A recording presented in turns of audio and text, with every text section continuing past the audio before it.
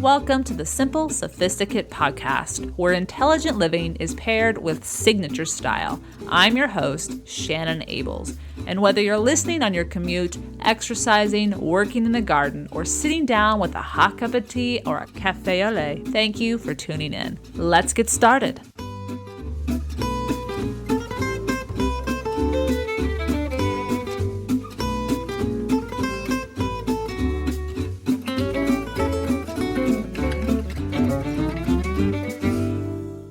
Welcome to the Simple Sophisticate, and welcome to the second week of sharing the top episodes from the previous seasons of this podcast. Today is titled episode 239. If you're looking for the show notes, so that would be podcast 239. But I'm really looking forward to sharing this particular episode with you because it came to my attention that while it was the number one podcast episode of season 2, it's not available on YouTube. So I'm going to change that.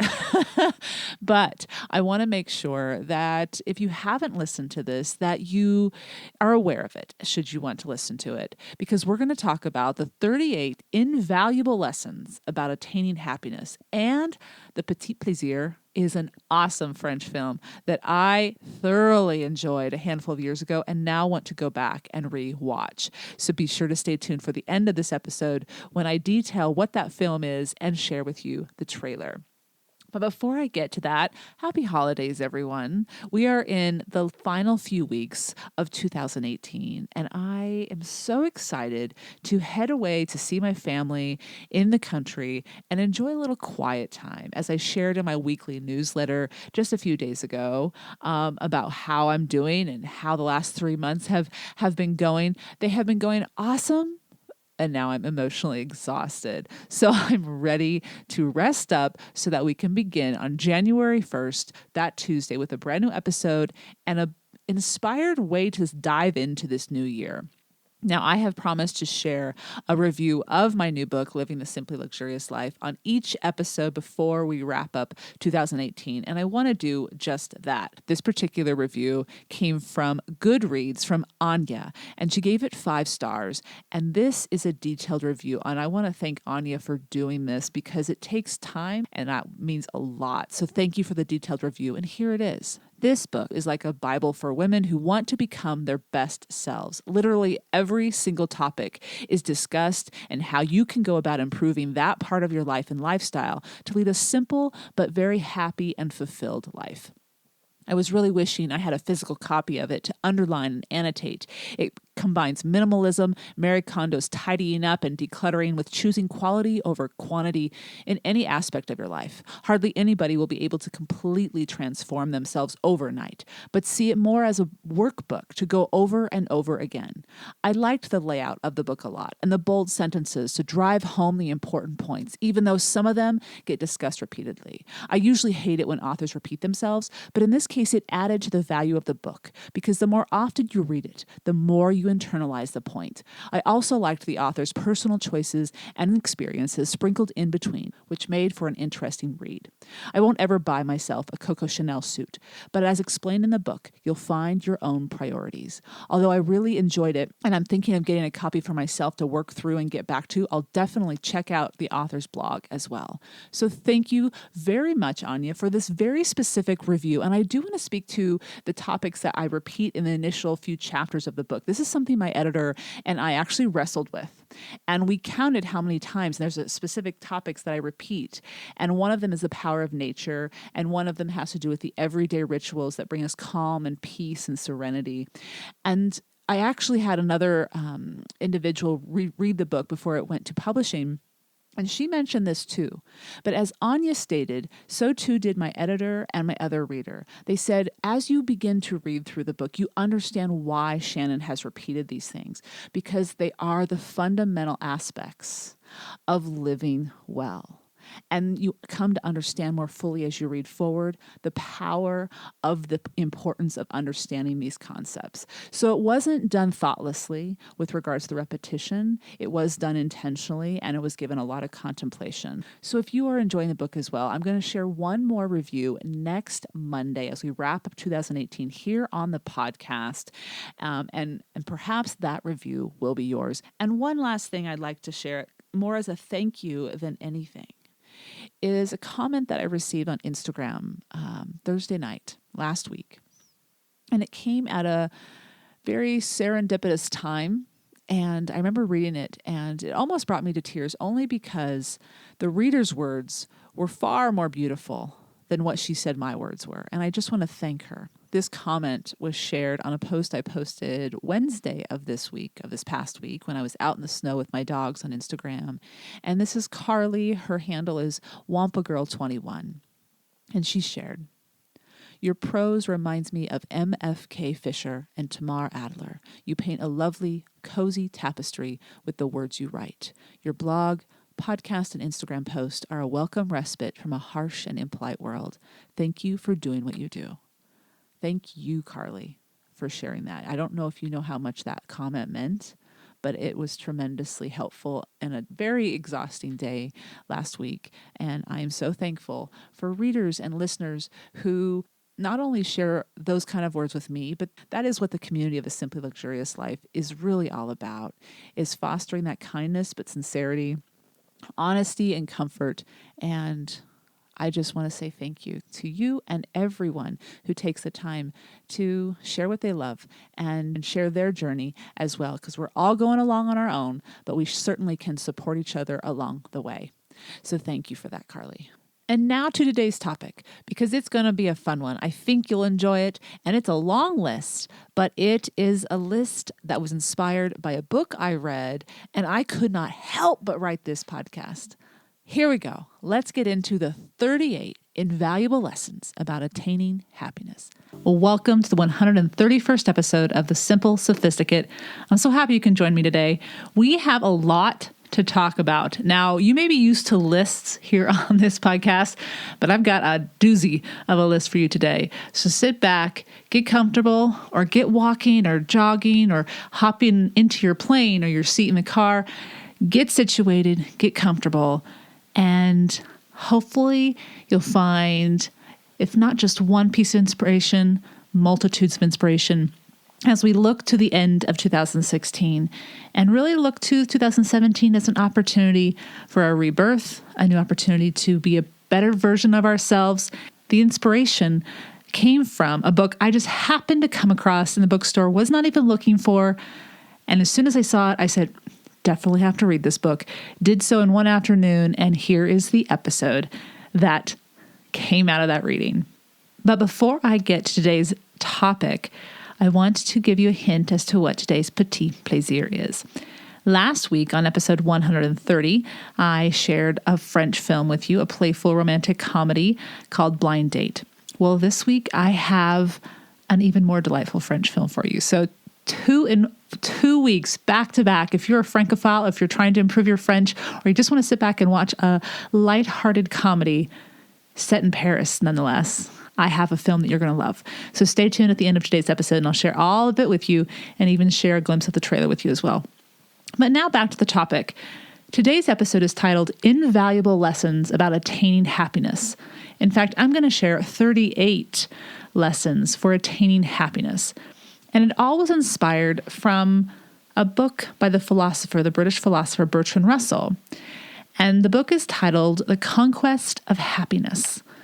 Because as he sees it, and as he reveals right away in his title, is that happiness is not something we're born with. It is something we have to find.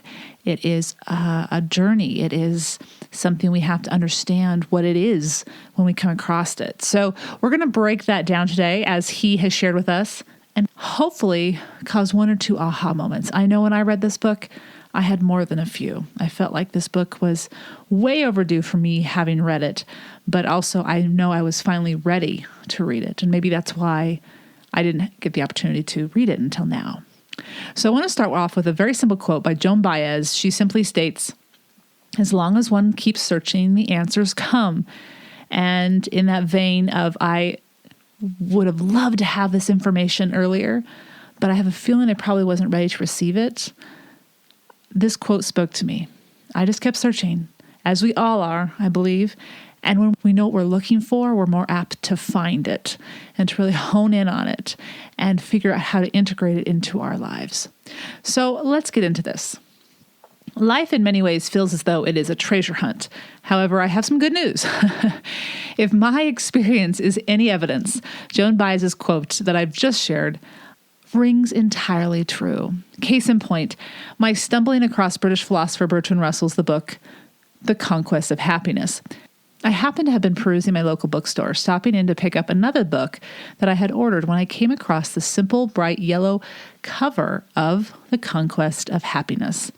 Mind you, the copyright is in 1930, and as the new introduction, which was written in 2012 by philosophy professor at Tufts University Daniel C. Dennett reminds, Russell's views, while quite progressive at the time, clearly have laid bare his ignorance about women and minorities. However, these should be set aside as we look through the lens as though he is speaking about all people, because what he reveals gave me reason to take a deep breath of appreciation.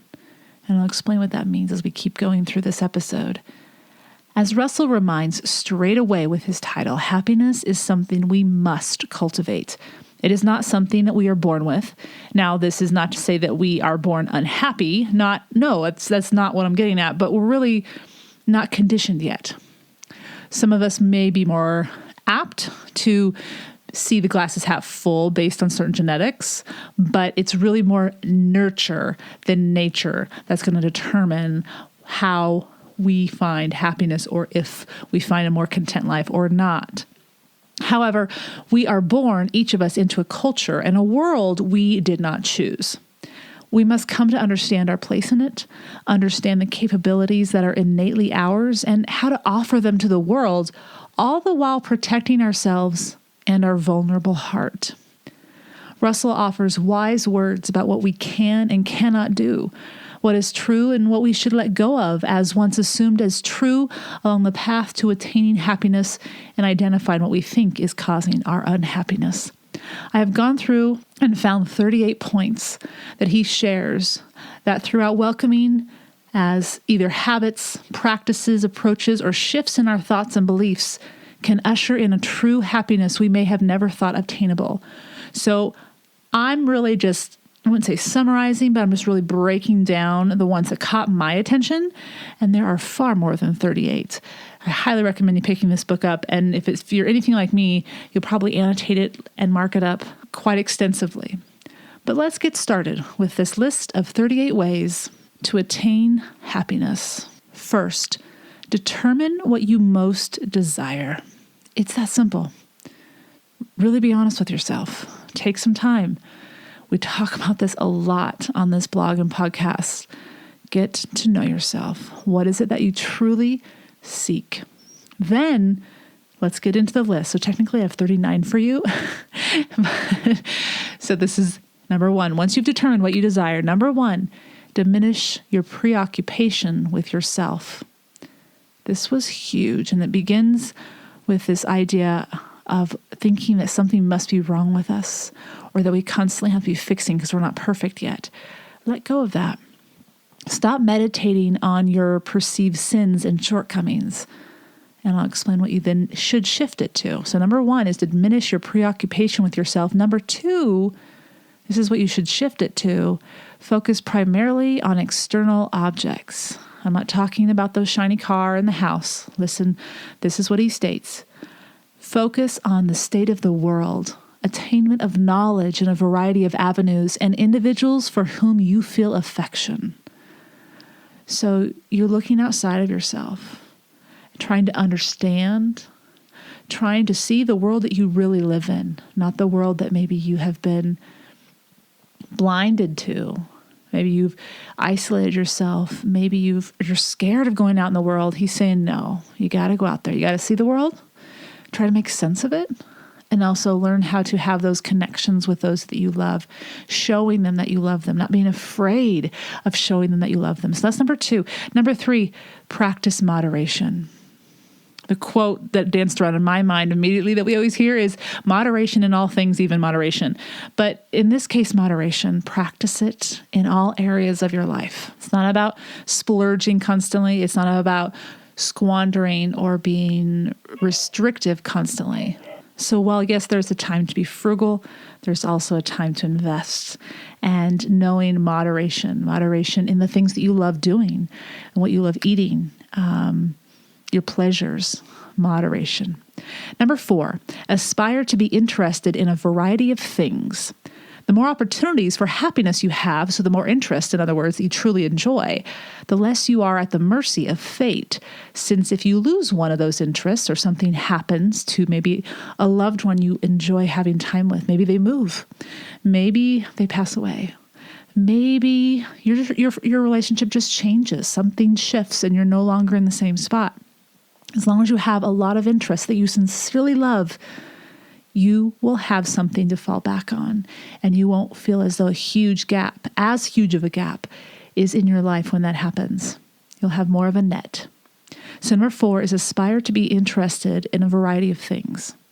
Number 5, even when an unexpected negative event takes place, let's go extreme, maybe a car accident, or maybe an earthquake, maybe an event that just derails your itinerary plans, it can actually bring you pleasure too, is what Bertrand Russell states. And at first I said, what? Are you kidding me? His explanation is this. You can appreciate the knowledge that you have gained to better understand how the world works and reduce any unnecessary fear. And you can pass that knowledge on to people. And by helping them, you increase your contentment. You feel as though you are helping others to not have to feel the fear that's unnecessary about something that you have firsthand experience living through. So it's a little bit a different way to look at it, but I think it's a great shifting of perspective. Number 6, bolster your energy. So when you have free time, you can pursue what interests you without restraint.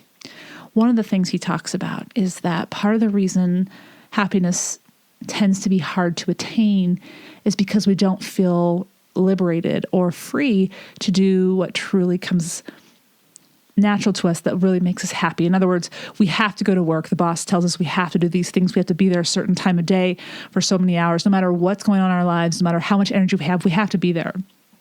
Just different rules and things like that. Not that you want to go breaking the law or the rules, but it's not what you could be giving.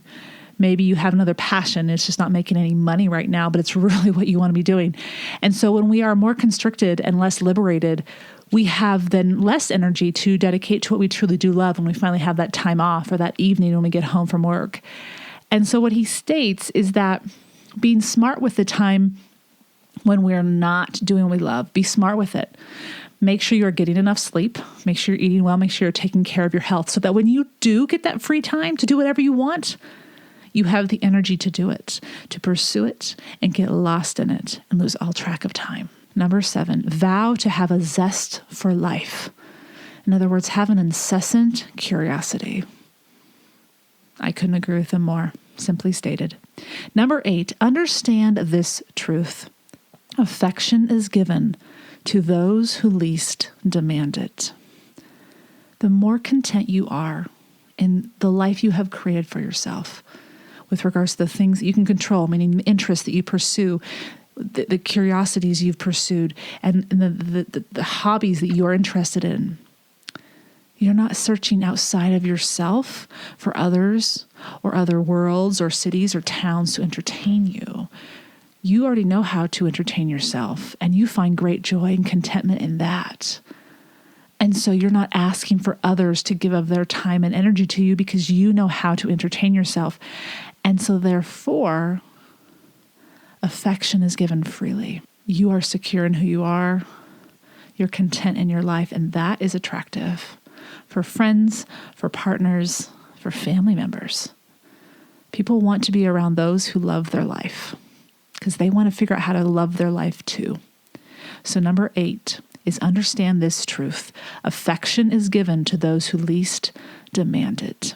Number 9, those who face life with a feeling of security are much happier than the contrary. Now, none of us can choose where we're born and to whom we're born to. We have very little, if any, control when we're young. But as we become an adult, once we begin doing that investigating, we can figure out ways to become more secure financially, emotionally. These are things we can figure out. Some of our journeys are going to be longer and more difficult than others. But the fact is, it's worth the journey because when you feel secure, so therefore you feel comfort, you feel safe, you can be content. And when you have contentment, you're content, therefore you're comfortable. You have a confidence that you exude and you go out into that world. And we talked about this last week in episode 130. Confidence is created or cultivated by comfort and vice versa. It's a cycle. So knowing that you feel secure is actually going to help in all arenas of your life. In all arenas of your life. That's number 9. Number 10, you are more likely to realize what you fear by believing in it. So stop dwelling on what you hope doesn't happen, what you're fearful of. Either figure out how to attack it or make sure you know how to handle it should it happen and know that you're doing everything in your power to make sure it won't happen. And then let go and focus on what you do want to happen. Because more often than not, studies have shown, psychology has shown, what we visualize materializes because that's what we're looking for. Number 11, self-confidence comes from being accustomed to receiving as much of the right sort of affection as the one has the need for. So this is that feeling of affection in a healthy, non-dependent relationship. This starts with the parents that we are raised with, our siblings, our friends, our family, our acquaintances even. And when it's a healthy affection, when it's non-demanding, when it's unconditional or at least just simply giving without asking something in return. When we have, and everyone's going to be a little different, and he goes into deeper depth about this, we feel a sense of self-confidence. We have a different sense of calm about the world we live in as we strive out to do and try different things and live our best lives. So number 11 is self-confidence comes from being accustomed to receiving as much of the right sort of affection as one has the need for. And again, everyone will need different amounts, but the key is that the right sort of affection is healthy and non-dependent. Number 12, a person who is hardy and adventurous can endure a great deal without damage. Going back to that point, in number 10, what we fear, if we keep thinking about it, often materializes, and then the opposite of that is also true. For those that are adventurous and hardy, if you are believing that you can make this impossible feat a reality, you're actually more likely to attain it than not. And those who are going into such a situation thinking of everything that could possibly go wrong are less likely to have success. So be adventurous, be hardy, trust yourself, dive in, and you'll be amazed by how few horrible things happen and how more amazing things happen. Number 13, the best type of affection is reciprocally life-giving. Each receives affection with joy and gives it without effort. And each finds the whole world more interesting in consequence of the existence of this reciprocal happiness.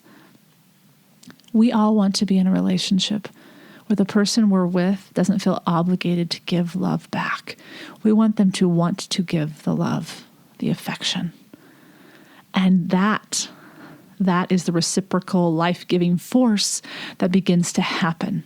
To try to make someone want to be with us and vice versa, someone's trying to make us love them, is never going to be a place to find happiness, true contentment.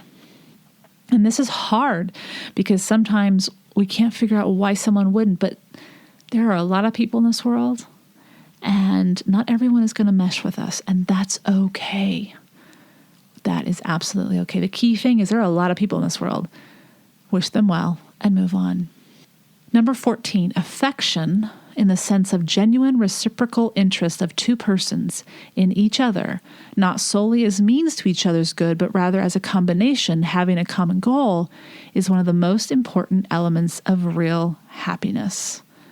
So when both parties, so this really piggybacks on number 13, when both parties have a genuine interest in each other, that common interest, and it's going to be different for every other partnership, friendship, family member, romantic partner. If you sincerely want what's best for that other person, that combination is powerful. And it is one of the most important elements of real happiness. Number 15, a capacity for genuine affection is one of the marks of someone who has escaped from the prison of one's self-absorption. So one of the first things we talked about on today's list was to stop being self-absorbed. When you're able to give love and affection freely, it means you're not sitting there going, well, I'm going to give love and hope they'll get it back. No, the person who is not self-absorbed, according to Bertrand Russell, doesn't care what the response is. They're just giving because they care about this person. They're thinking of them. They love them. Whatever the connection is, it's a positive giving force. And whatever comes back, great. Nothing comes back, fine. But it's when you let go of expectation that you really set yourself free and find more contentment. Number 16, of all forms of caution in love is perhaps the most fatal to true happiness. We've heard this quote before, and it's definitely something worth thinking and pondering. I'll say it one more time. Of all forms of caution in love is perhaps the most fatal to true happiness. And the caution often comes from fear of being vulnerable, which is something we've talked about before. It's completely human. We don't want to get hurt. But in order to truly connect, in order to be genuine, we have to give, as he says, without caution. Now, granted, it's baby steps. Give a little, give a little, give a little. But each time, making it genuine, not editing. Number 17, one must cultivate external interests that bring rest and do not call for any action, rather allow you to simply enjoy. I like this one, and I think it's another reminder why we really have to have different interests, a lot of different interests, because if we're only interested in one thing, we can wear ourselves out. And sometimes we'll run up against problems in, say, our workplace, problems we just don't know how to fix at that moment.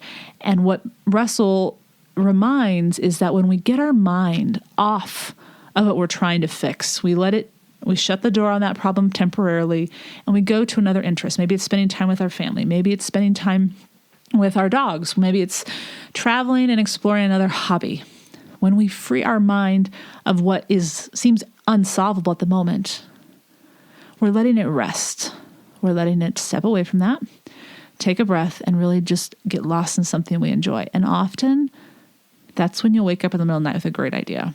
Or you're on your walk and you're listening to that podcast that you enjoy listening to, or that music that really gets you going. Your mind's off of your worries, and all of a sudden an idea will pop because you've let your mind rest with regards to the topic that has had you worried. So you've got to have separation. Multiple interests is going to be a huge factor in increasing your happiness. And they have to be genuine interest. And that's why don't follow the crowd. If you don't like yoga, don't go to yoga. If you don't like knitting, don't do knitting. Figure out what you sincerely are interested in and let those things help you solve problems in other areas of your life when you run up against obstacles. Number 18, never ignore opportunities to gain knowledge. There are endless bits and pieces of information out there for you to absorb and learn from. Keep your eyes open. Keep the doors and windows open, and keep learning. Just keep learning. Remain incessantly curious. 19, contemplate what makes greatness of one's soul. When one is capable of greatness of soul, it will open wide the windows of the mind, letting the winds blow freely upon it from every operation of the universe. So this is really about broadening your perspective, keeping an open mind, seeing what information flows by and through and into you to absorb, to consider, to contemplate. Number 19 is contemplate what makes greatness of one's soul. 20, during times of grief, loss, or pain, turn towards something that is not the source of anxiety. And this is going back to a previous point. This is where having many varied interests comes in quite handy, because you can then fall back on something else that you enjoy doing that has no direct tie to what you have lost, what has maybe been taken away from you.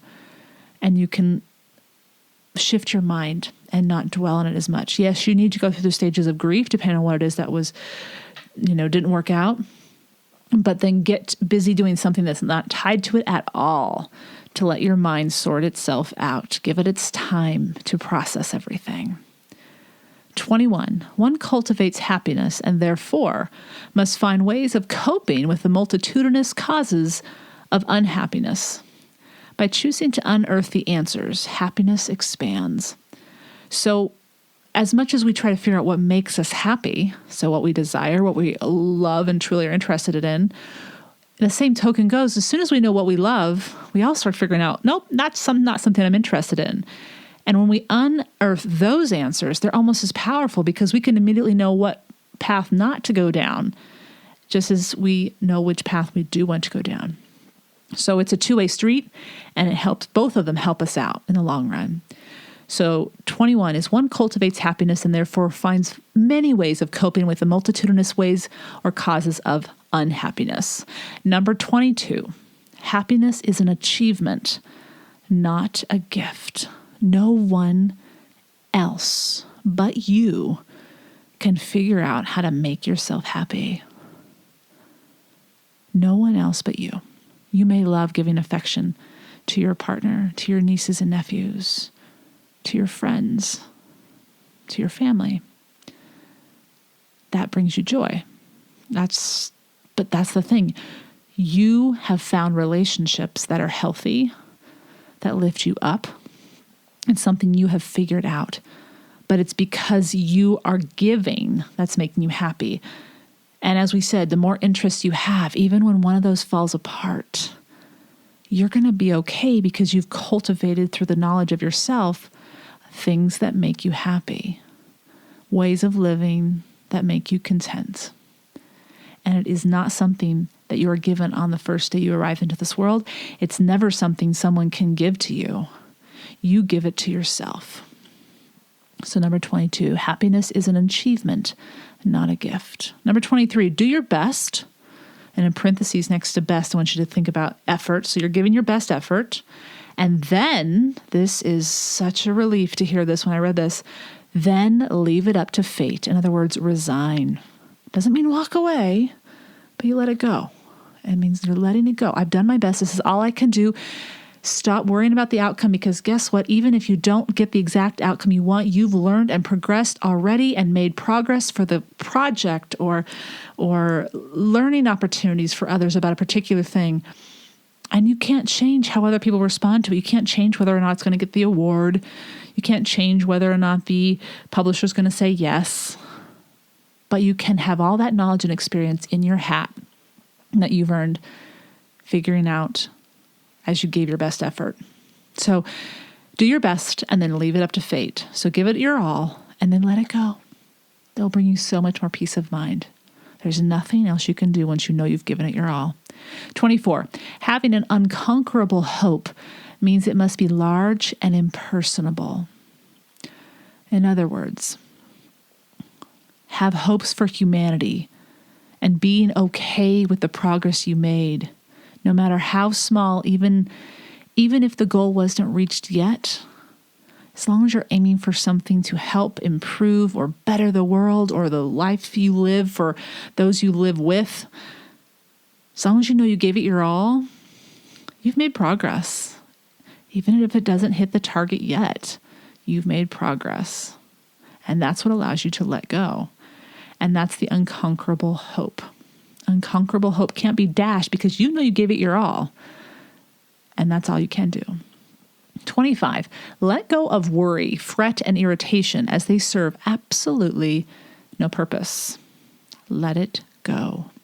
Remember how we talked about earlier that what we fear materializes? That's where worry is. Let go of that worry. If you're worried about it, then do something about it to assuage that worry in any way that you possibly can. Once you realize, I can't do anything else about this, I've got to move on. That's where you say, I've done my best and I've got to let go. So a lot of these tie in together. Number 26, in times of quandary, it is better to do nothing than to do harm. So this one's a tricky one sometimes because we think, I'm not going to do anything at all. And then nobody will ever be hurt. And I'll never, me personally will never be hurt. And that's not really what we're talking about. What we do mean though is if you're looking at a situation and you know that if I make this one decision, I'm going to either upset all these people or make a huge change and it's going to be very disruptive. If you're not confident that that's the best decision, then don't make it yet. But when you're confident, even if it's going to cause that change, step forward. That's, I think, and it's all going to depend on the certain scenario. But in other words, take your time. Don't just, might as well try it and see what happens. Well, do some investigating, do some research, and then dive in so that you are choosing to do something that you sincerely believe in. Doesn't mean it's always going to work out. Remember that whole thing, best effort and then resign. But it does mean if you're just not sure, you're in that state of quandary, don't do anything yet. Just hold on. Don't make that purchase just yet. If you're just not sure about it yet, just wait. You'll know with time. 27, a certain kind of resignation is involved in the willingness to face the truth about ourselves.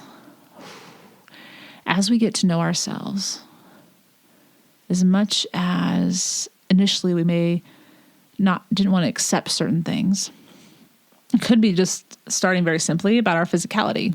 Okay, I can't run real fast. No, I'm going to be determined. I'm going to run as fast as I can. But you're better at doing something else. You were made to do something more amazing. Let the other people who can run brilliantly run. Accept that and step into your brilliance. Figure out what your brilliance is. You can still love running, but maybe that's not where you should be going into the professional field. Initially, those things are hard to face up to. And that's just a generic example. But they actually bring a lot of contentment. We step into the fact that, okay, I am 37. It's never going to be any days where I'm not 37 or younger. Own it. Get excited about it. And strive forward. That is liberating in many ways. Number 28. Nothing is more fatiguing than to believe things that are only a myth or false. Oh, this is a huge one. This is where you always want to try to gain as much knowledge as possible at all times, forever and ever and always. If you are stuck in a way of thinking that isn't serving you, but yet you haven't done any investigation to see why it's not serving you, this is exhausting. This can be absolutely exhausting. So maybe something isn't working out. Ask yourself, why isn't it working out? And then start searching for experts who know something more than you do on it, reading up on it. Get outside of what you think you know and find more knowledge to make sense of why you thought that was correct. Because a lot of the times we don't know why we believe what we believe. We just believe it because that's the way it's done and that's the way it's said it's supposed to be done. But if that's really the only reason why you're believing something, you need to step forward and try to find some more information, because maybe that myth isn't serving you because it is a myth. Number 29, happiness requires food, shelter, health, love, successful work, and the respect of one's own herd. I'll say that list again. Food, shelter, health, love, successful work, and the respect of one's own herd. And I love that phrase, the respect of one's own herd. It really is about finding your tribe, finding the people that get you. They don't have to be some people that think exactly like you do. They don't have to be people the same age. They don't have to be people from the same country as you. But finding those people that allow you to be you, that you feel connected to. Sometimes it's your family. Sometimes it's not your family at all. Sometimes it's the people that your own age, and sometimes it's not the people in your own age at all. This is where the journey begins when you're trying to figure out where your tribe is. 30. Fear is the principal reason why humans are so unwilling to admit facts and so anxious to wrap themselves around in a warm garment of myth. Fear. We've talked about this a few times on the blog, and I will definitely include a few links to this topic and how to address it more deeply. But it's this idea of why are we okay with myths? Because we think they work for us. And in reality, fear is just the wall that's standing between you and more contentment. Break through that fear wall. Ask why, what am I so fearful of? Oftentimes, it's because we don't have all the facts. Well, then find the facts. Once you know what it is you're up against, then you can deal with it. But when we're fearful of something, sometimes we back away from that wall and we don't deal with it. And that provokes even more fear. And it reduces or eliminates any chance for growth and therefore any more opportunity to actually reach that feeling of contentment and happiness. 31, accepting facts and truth is a way to tackle fear and reach true happiness. What we were just talking about. 32, the happy person is someone who lives objectively, who has free affections and wide interests, who secures her happiness through these interests and affections and through the fact that they in turn make the person an object of interest and affection to many others. It's a cycle.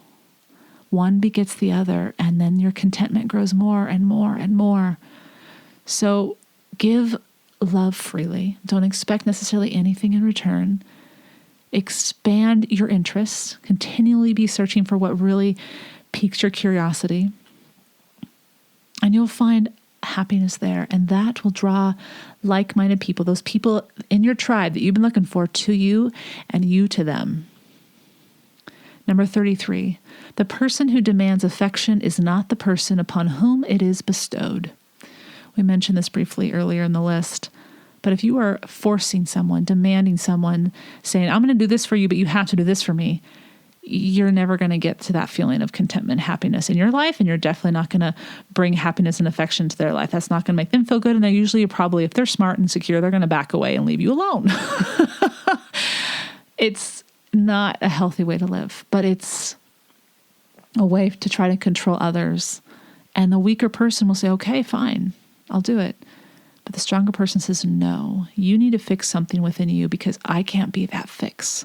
I want you and I to come to each other without demands, come to each other genuinely out of interest. And that is going to create a stronger bond. 34, don't think about the causes of unhappiness. Get outside of it. It must be by genuine interest, not by simulated interests. That's a brain scratcher. This is part of that self-absorption. Instead of your life's not going the way you want it to, or you're having a bad day or week, or your job's just not going real well, instead of dwelling on, well, why is your job not going well? Step outside and dive into what you love. Figure out what you do love. Figure out what does make you happy. Remember, we go back to one of the first items on the list. Focus on the state of the world, attaining the knowledge in a variety of avenues, and focus on individuals for whom you feel affection. Get outside of yourself. Build those interests. And miraculously, that unhappiness will subside. I'll give you a perfect example. All of us have nights or days where things just don't go well, or we just get into our head. And for me, this is where meditation has been a huge, huge help. Because I'm one of those people, I will wake up in the middle of the night, and I used to do this a lot more than I used to. And for whatever reason, can't go back to sleep. Maybe one of my dogs, woke up and they were fidgeting, and so woke me up, and then I couldn't go back to sleep. And then my mind starts racing. And then I finally do go back to sleep, and I wake up in the morning and I think, why was I worried about that? Well, oftentimes my day just starts. Okay, I don't have time to worry about what I was worrying about when I was waking up early in the middle of the night. And I get on with my day, the things I love. I go and I get my newspaper and I read that if it's a work day. I get dressed. I enjoy going to my closet, getting my outfit together. And I go to a job that I love. Or if I'm not if it's summertime or on a holiday, I go to the computer and I work on a blog that I love. I stop thinking about what is making me unhappy. And then by diving into what I've loved, I've let that unhappiness go. If we stop thinking about it, it's that whole idea of letting what we fear or we worry about materialize because we think about it. If we keep thinking about what we're unhappy about, more of that unhappiness will accumulate. And I'm guilty of this too. My 20s, I was constantly thinking I should be doing this. I'm not happy because of this. And instead, I started to shift. To dive into things that I loved. Maybe no one else at the time really loved that stuff. And that was hard initially because I didn't have someone to do it with. But then I realized it doesn't matter because I'm loving this and I'm doing it because I sincerely like it. And if someone comes with me, great. If someone doesn't, who cares? But then I eventually started meeting more people that did. And my tribe has grown. And I hope you found that too. And if you haven't, trust me, it will work. It will work. Everyone's going to have different interests. But let me be the first, if I'm not already in a long line of other people who care about you, to know that trust what your intuition is telling you about things that you love. Listen to that little voice and step into that. And your happiness will increase and your unhappiness will become smaller and smaller and smaller. Doesn't mean we're not going to have bad days. Just means now we know how to deal with them. That's the key. All right, moving on to 35. Once you let go of self-absorption, let the spontaneous workings of your nature and of external circumstances lead you. So be open to life. Be open to what runs around your mind. Here's a perfect example. So today, this is Sunday, the day before you're hearing this, I'm prepping for the Thanksgiving week. And I just happened to open up the Wall Street Journal off-duty section. And on the front page is this whole article about sparkling wines and how they're a big thing and an everyday dining room table for the meal. And all different parts of the menu can be paired with a different sparkling wine. I'm thinking, oh my gosh, I'm trying to pull together my menu this week to share with my listeners and my viewers. And I have an idea because I have this fantastic sparkling wine I want to share with you. And I just completely tweaked and updated one of my upcoming blog posts. And yeah, let what you love connect with happens and is offered to you spontaneously. And who knows what could happen? Some of you may be thinking, Ables, that really doesn't sound that fantastic. But that's the thing. It's fantastic for me. It's what I love doing. You're going to have moments like that where things that you love just bounce off the page and it connects with something that's already dancing around your mind. And you'll just think, voila, that's magic. And that's where you're going to find your contentment. Be present. Know who you are. Be curious. Read, learn, go out there and find new things to be interested in, and life will amaze you. Number 36. Only what genuinely interests you can be of any use to you. 37. Undoubtedly, you should desire the happiness of those whom you love, but not as an alternative to your own happiness. So there's a huge and significant caveat. Do give love to those you want to be happy, to help them find their happiness. But if doing so makes you miserable or brings you down regularly, that's not healthy. Last one, 38. Here we go.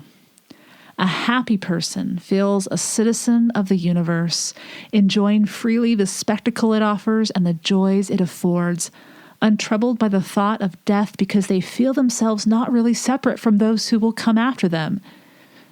It is in such profound instinctive union with the stream of life that the greatest joy is to be found. So if you are stepping outside of yourself and becoming curious with the world and learning all different things from all different walks of life and giving to those you love, you already are connecting to the people that haven't even arrived on this earth yet, because you're trying to make this world a better place. You're trying to give more love. This world needs more of that. And you are tapping into your own innate capabilities and curiosities by exploring and gaining new knowledge.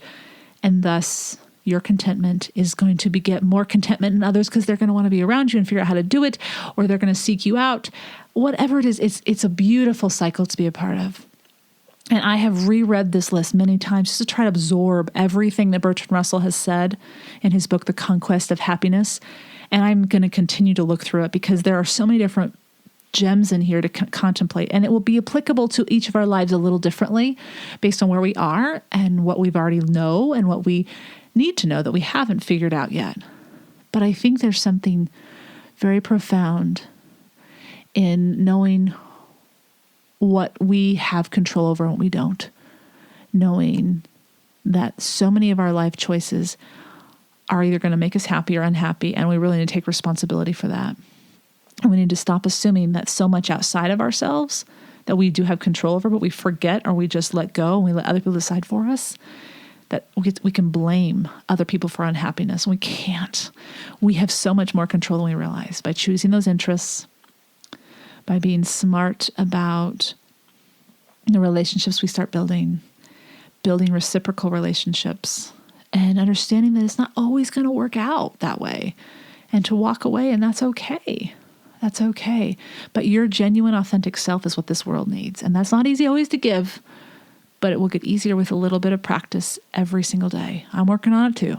So I'm right there with you. But so far, it's proven to be a pretty contentment-filled way of living. While there is much to digest and contemplate in this list of 39, should I say, ways of finding happiness, what left me with hope was the reality that so much of what causes us pain is self-inflicted. While yes, there are many things that are out of our control, understanding the difference is key. But so too is recognizing when we have played a role that has adversely obstructed us from potential happiness.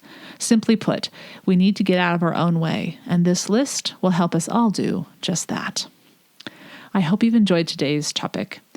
Whether you are traveling or staying put for the holidays, I hope this gives you some room for hope, because your contentment really is in your hands. It really, truly is. In each of our hands, I should say. You can find the show notes at thesimplyluxuriouslife.com/podcast131. And I'll provide a few other posts and podcast episodes from the past and the archives on some of the topics we discussed here today if you're interested in. But now we have a Petite Please that I think you're going to enjoy. I'll be right back.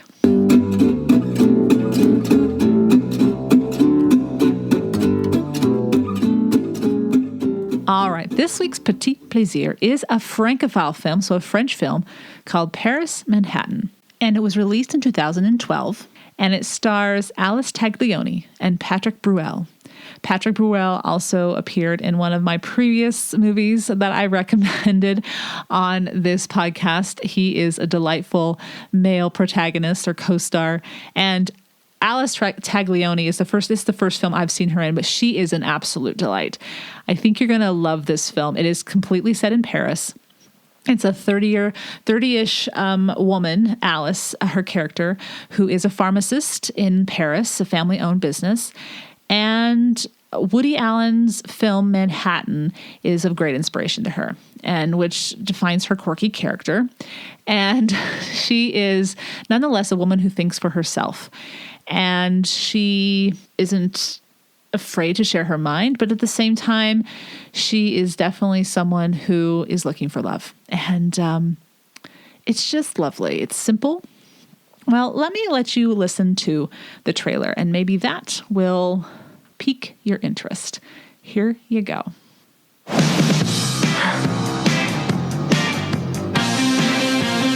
Ma fille est pharmacienne. Tenez, allez la voir. Tu cherches ton père? Il recrute pour Alice. Mais c'est pas vrai, ça. Me marier dans l'année, y a que ça qui l'intéresse. Taxi! Taxi! Je vais attendre avec vous, c'est plus prudent. Je me suis pas présenté. Victor Blanc. Alice Ritz. Bon, qu'est-ce qu'on fait? Je vous raccompagne ou je vous conduis aux urgences? En fait, j'ai acheté un film de votre copain. J'ai peur que ce soit un petit peu trop fin et pointu pour vous. Si c'est drôle et émouvant, je peux pas être cueilli, moi. Pourquoi j'ai dit ça, moi? Vous voulez pas déjeuner avec moi? Non, coucher à la rigueur et encore. Vous faites ce que vous voulez, je suis pas votre genre, je suis pas votre genre. Pourquoi vous êtes seul? Je le suis plus. Il est beau, il est gentil, il aime l'art. Vous en parlez comme d'un dieu, méfiez-vous. Vous êtes un grand optimiste. Faudrait que je vous présente ma famille. Vous allez voir ici, on respire la joie et la sérénité. Dites-moi, ça fait longtemps que votre beau-frère trompe votre sœur? Allô? Se tromper sur les gens qu'on aime, c'est normal. J'étais pas préparée à ça. C'est faux. Ces films ne parlent que de ça. De couples qui se retrouvent, qui s'aiment plus, qui se trompent. La vie, quoi. T'en es où avec Victor?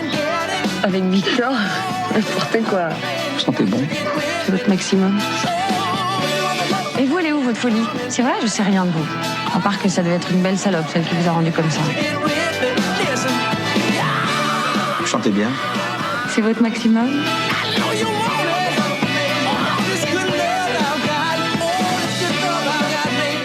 So whether you can speak French or not, don't worry, there are subtitles. It actually debuted in 2012 at the Festival of French Cinema in Australia and just became available on DVD in 2013. I'll provide the trailer again on today's show notes, the simplyluxuriouslife.com/podcast 131, as well as links to the soundtrack, as well as the video or DVD or MP3 download on Amazon. I hope you've enjoyed this week's Petite Please, where each week ideas are shared to make the everyday all the more enjoyable. Tune in at the end of each Monday's podcast where I'll recommend a book, a film, or a recipe, anything that is a simple pleasure to satiate your sophisticated taste.